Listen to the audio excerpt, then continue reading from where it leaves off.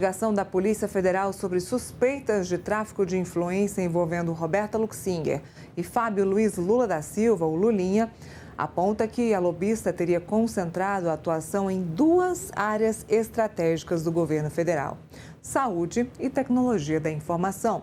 Segundo a PF, a lobista teria recorrido a interlocutores diferentes em cada setor para tentar abrir caminho para contratos milionários. No Ministério da Saúde, um dos nomes citados é o de Antônio Carlos Camilo Antunes, o careca do INSS. Ele tinha uma empresa interessada em ampliar em todo o país a oferta de produtos medicinais à base de cannabis, com a possibilidade de inclusão no SUS. Mensagens encontradas no celular de Roberta mostram que ela participou de reuniões no Ministério com o então secretário executivo da pasta. Em outro episódio, um contrato teria sido encaminhado por ela ao então chefe de gabinete do presidente Lula, Marco Aurélio Ribeiro, o Marcola. Com base no conteúdo analisado, os investigadores suspeitam que os negócios poderiam alcançar 630 milhões de reais. Ainda de acordo com as mensagens, Roberta estimava receber até 100 milhões de reais em 2024, com a facilitação de negócios entre empresas e o governo federal. A PF ressalta, no entanto, que até agora não identificou uma contrapartida concreta. Não foram encontrados contratos assinados que comprovem benefícios ao grupo formado por Lulinha, Roberta e Marcola. Na área de tecnologia da informação, a investigação se concentra na Structure It Limitada, empresa de Kleber Ribas. Segundo os investigadores, Roberta teria atuado para abrir portas da Dataprev, estatal responsável por serviços de tecnologia do governo. A PF também encontrou conversas entre Roberta e Ribas sobre supostas despesas pagas para Lulinha. Em uma delas, o lobista afirma que o filho mais velho do presidente teria cogitado pedir dinheiro diretamente ao empresário.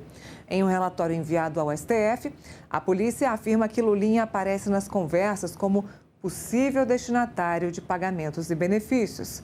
A principal suspeita é que Roberta tenha sido contratada por Ribas para facilitar o acesso a órgãos do governo e que nessa atuação tenha contado com a ajuda de Lulinha na tentativa de viabilizar contratos federais.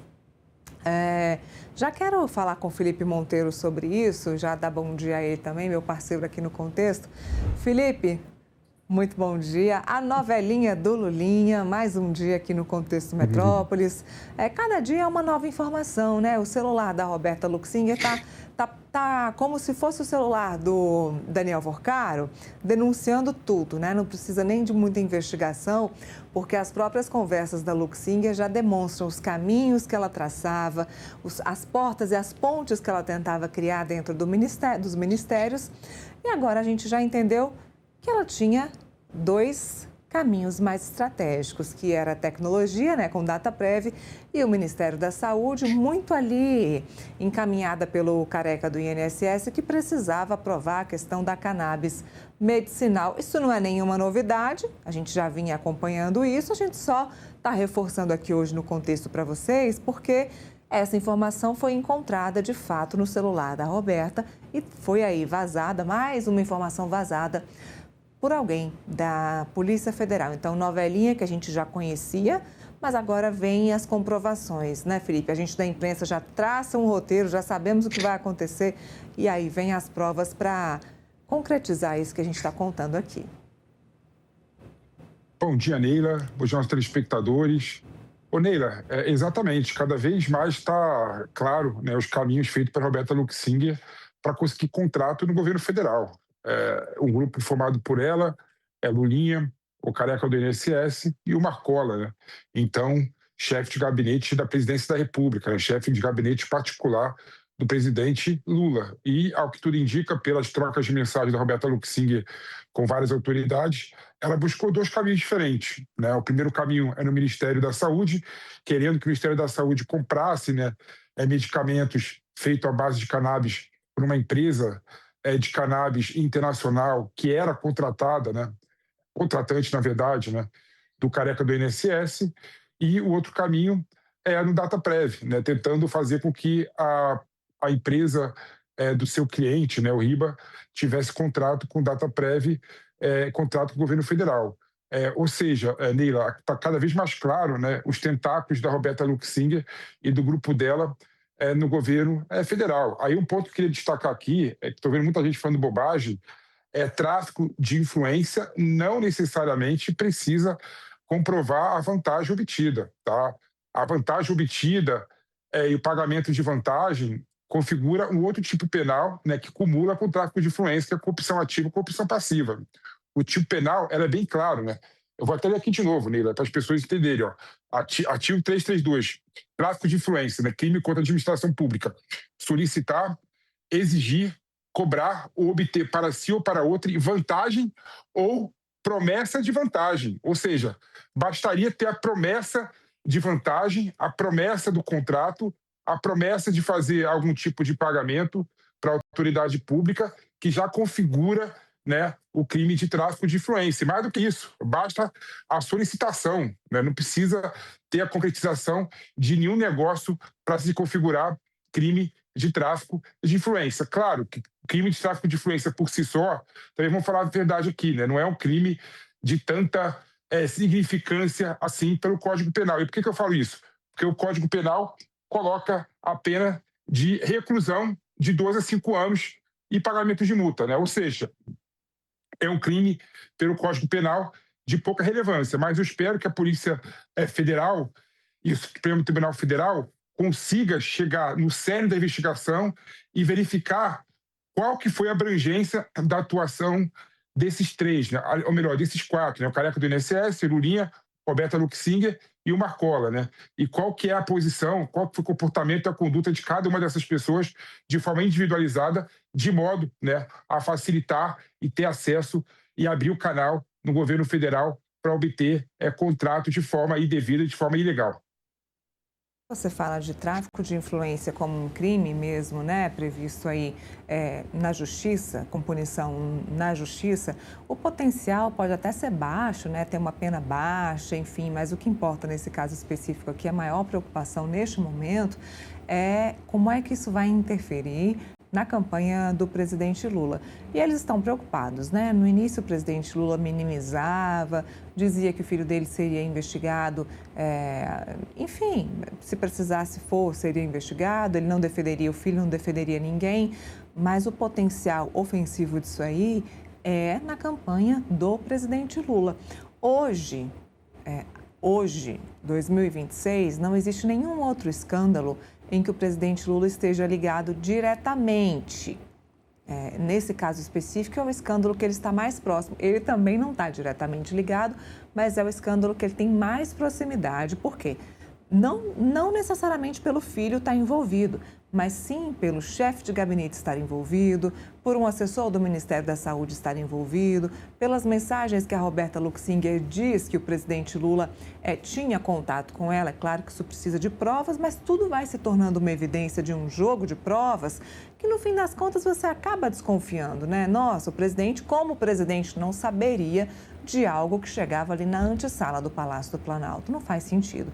Então, o maior potencial hoje dessa história nem é na justiça para o Lulinha, talvez seja para o pai dele na campanha eleitoral. E, claro, atrapalhando o pai dele, atrapalha os negócios do Lulinha também, que ele acaba tendo mais dificuldade de conseguir fazer o lobby dentro da esplanada dos ministérios de um outro presidente da República com outros ministros, ou seja, precisa aproveitar mesmo enquanto o pai está no poder. Então, o problema todo está na campanha do presidente Lula, que ainda está minimizando o caso, né? Vamos ver até onde isso vai chegar.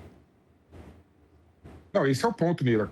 Qual que é a força desse escândalo para afetar a campanha do presidente Lula? Né? É bom lembrar que não é só o Lulinha que está envolvido, né, que estaria envolvido nessa situação. Também estaria envolvido o Marcola, que foi o chefe de gabinete dele. Né? E chefe de gabinete é o rosto, é a cara do presidente da República. Né? Então também não dá o presidente da República sair, né, pela tangente e falar que tudo aconteceu, né, na sua antessala e ele não sabia de absolutamente nada. Né? É um pouco estranho ele por esse caminho. E a partir do momento que você tem que explicar, Neila, na política tem uma máxima, você tem que explicar porque a situação realmente complicou. Né? Se justificar por si só é um problema. O Lula teria que justificar, né, a atuação do Marcola, a atuação do seu filho, mesmo que diretamente não tenha sido a figura dele, até agora não tem nada que envolva ele diretamente nesse assunto, é muito ruim, né? São figuras muito próximas a ele. E são figuras que estavam atuando não em outros governos estaduais, outros governos municipais, não fazendo crime por aí, né? Mas crime diretamente relacionado com a administração pública federal, né? Aí que está a grande questão.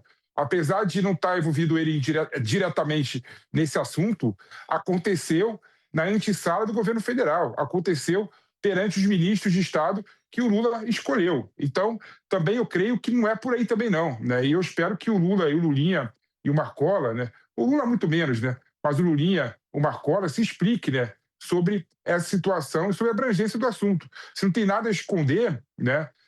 Então que avise, que fale sobre isso. E um dos pontos que me deixa incomodado sobre essa situação, Nira, a legislação brasileira, ela tem vários instrumentos que permitem, de forma legal, você participar e formar e ajudar o Estado, né, o governo, a formar negócios públicos, né, o que é natural, né? Infelizmente, no Brasil, o lobby não é regulamentado de uma forma devida e de uma forma adequada, mas existem instrumentos que a empresa pode, ela diretamente, né, pedir e solicitar para o Estado, para o governo federal, a possibilidade de colaborar na formatação de negócios públicos. Tudo bem que no final das contas tem que ter licitação.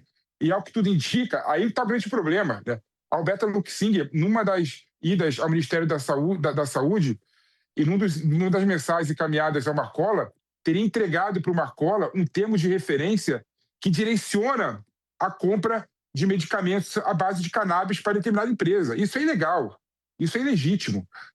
Se ela chegasse até ao Ministério da Saúde e ter convencido o Ministério da Saúde a comprar medicamentos à base de cannabis, eu não vejo nenhuma ilegalidade nisso, mas direcionar a compra, direcionar a contratação é ilegalidade absurda, né? Então, isso que não dá para a gente aceitar em 2026, porque a legislação foi se flexibilizando, mas essas pessoas gostam de trabalhar por baixo do pano, né? Gostam de trabalhar nas sombras, né? Para conseguir vantagens indevidas. Então, Neila, eu creio que, de certa forma, esse escândalo vai repercutir sim na campanha do Lula, né? Eu não sei se é o suficiente para ele perder a dianteira do Flávio Bolsonaro ou outro candidato, ou perder as eleições. Mas, sem sombra de dúvida, vai causar muito problema na campanha do presidente Lula, né? Então, e não fazer nada, na minha opinião, é uma burrice, né? É uma burrice. É importante que ele fale abertamente sobre o assunto, faça seu filho e seu ex-chefe de gabinete a falar abertamente sobre o assunto e a esclarecer à sociedade qual que é a abrangência da atuação dele dentro dos ministérios e dentro do governo federal. Muito bem, e tem mais sobre esse assunto.